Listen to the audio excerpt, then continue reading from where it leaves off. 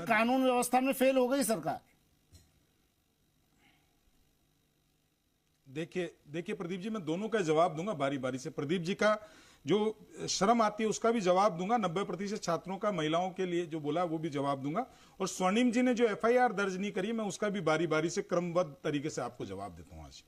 पहले मैं प्रदीप जी का, पहले आपकी बात करता हूं। आपने कहा कि मजबूत विपक्ष, ये मजबूत विपक्ष नहीं है, ये कमजोर और नकारात्मक विपक्ष है जिसमें नेता प्रतिपक्ष फेल है और जो कांग्रेस के एक्सीडेंटल प्रदेश अध्यक्ष है वो अपने आप को स्थापित करने के लिए रोज अलगल करके बयान देते हैं।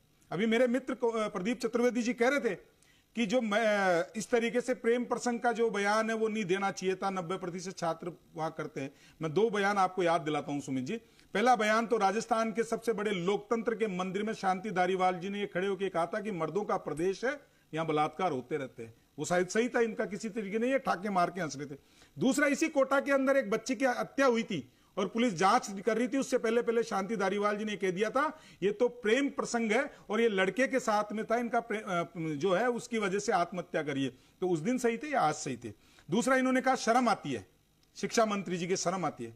प्रदीप जी, इस राजस्थान के इतिहास गवाह है कि मुख्यमंत्री के वहां होते हुए शिक्षकों के सम्मेलन में मुख्यमंत्री के सामने सारे शिक्षकों ने कहा था कि बिना पैसे के ट्रांसफर नहीं होते। आपके तत्कालीन शिक्षा मंत्री ने ट्रांसफर उद्योग लगा रखा था, गोविंद सिंह डोटासरा भी वहां खड़े थे।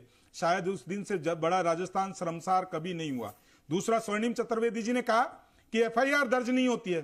स्वर्णिम जी, मैं आपके राज के टाइम का एक छोटा सा घटनाक्रम बता देता हूं। अलवर में एक महिला के साथ में सामूहिक बलात्कार किया गया था, उसका वीडियो बनाया गया था और इस राजस्थान में 2019 के लोकसभा के चुनाव थे, आपके यहां पे एफआईआर दर्ज नहीं हुई। इसी राजस्थान के अंदर एक महिला रिपोर्ट दर्ज कराने गई थी, एसपी अस्मिता मांग रहा था, इस राजस्थान में रिपोर्ट दर्ज नहीं हुई थी। इस राजस्थान में बीकानेर के खाजूवाला के अंदर एक बच्ची के साथ में बलात्कार हो गया था, एफआईआर दर्ज नहीं हो रही थी, अपराधी थाने के अंदर बैठ के जो है पुलिस के संरक्षण में थे। तो मेरे को मत बताओ कानून व्यवस्था की बात। आज राजस्थान के मुख्यमंत्री माननीय भजनलाल जी आपके खोदे हुए खड्डों को भर रहे हैं। आज वो पेपर लीक माफियाओं को सलाखों के पीछे पहुंचाने का काम कर रहे हैं।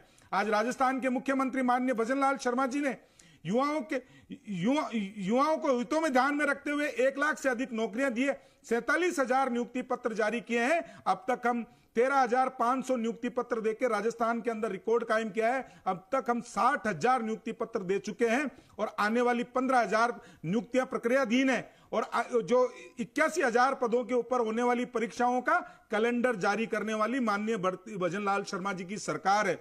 आपके टाइम पे क्या होता था? शिक्षा संकुल के अंदर पेपर रखे जाते थे, 2 चाबी होती थी, एक चाबी कोई ले जाता था, पता ही नहीं चलता था, पेपर लीक हो गया, पेपर चोरी करवा लिए गए।